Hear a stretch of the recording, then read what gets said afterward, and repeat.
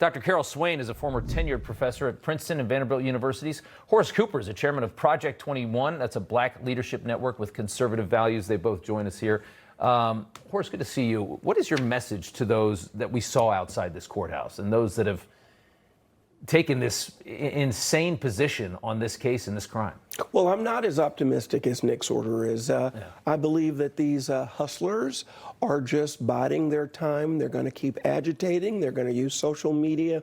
And then we're going to start seeing people paid to come in and protest. The facts are clear. When you provoke an incident and then kill someone as a result of it, you will be found guilty. It's not just the state of Texas. This is a common rule anywhere in the United States.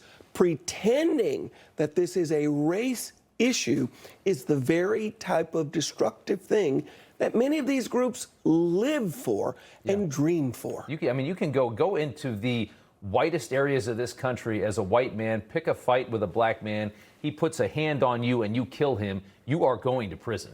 Probably for longer than 35 years. I think there was a tremendous amount of restraint in that sentencing, and the fact that he's got only 17 and a half until he's eligible for parole. Dr. Swain, wanted to get your thoughts after watching this case. Well, I'm very concerned about the black community. I have spoken before about black crime. It seems to be reaching levels that I've never seen before in my lifetime.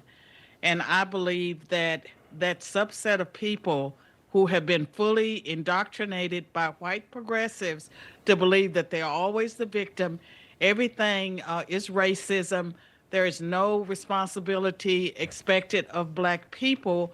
I think that something has to be done about that. And I believe that this case could spark a conversation that would cause people to look more introspectively towards the black community, blacks as well as the white progressives that seem to relish these kinds of incidents, because we know that with Marxism, it's all about conflict. Exactly. So they want to keep conflict alive.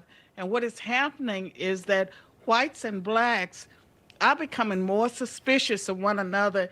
Even people that are totally innocent, they don't know because there's so much violence coming from the community. We don't talk openly about black crime.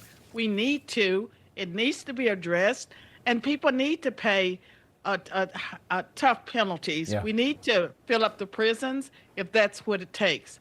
Yeah, well said. Horace, the continual focus on victimhood that we see, again, from the race hustlers, like you said, even in a story this obvious, it's like a fabricated reality that is being used as the blame for what I think is an obvious cultural decline that we've seen in that community. If you're a victim, then the behavior that we see the homicide rates are so bad. We see so many issues in that community that weren't there, always. They weren't always there.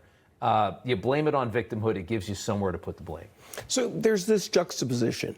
America, if you are born here in the United States or managed to get here lawfully, this is a paradise.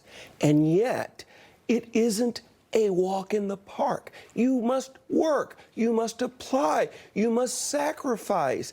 And what the victimology mindset says is, you're sitting here in the Garden of Eden, but you're not gonna have to work. You're not gonna have to make any effort. And if you're not thriving, it's white bigots' fault. Right. That is so terribly destructive. The truth of the matter is, success strategies work regardless of whether you're black, white, or brown.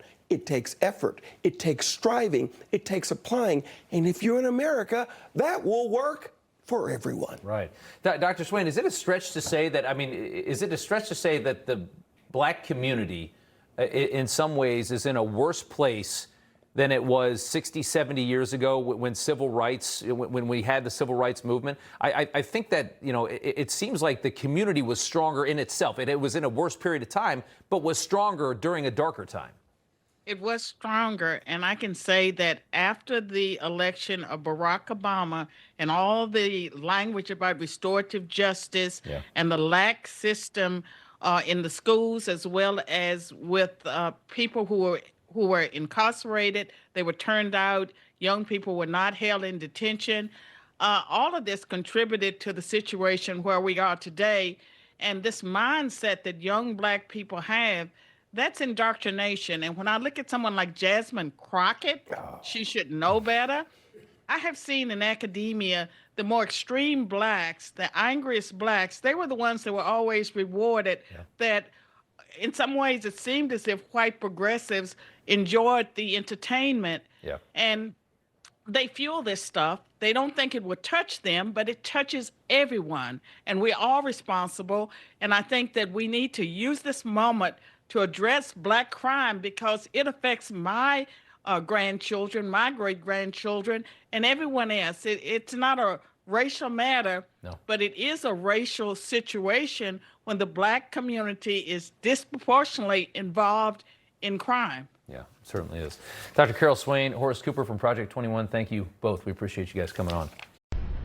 You know, everybody's reporting the same stories, the same spin. You turn the channel, it's always the same. But not us. We're different. We report the real news. No spin, just the facts. Turn to us, and you won't turn back. Tune in to Rob Schmidt tonight on Newsmax.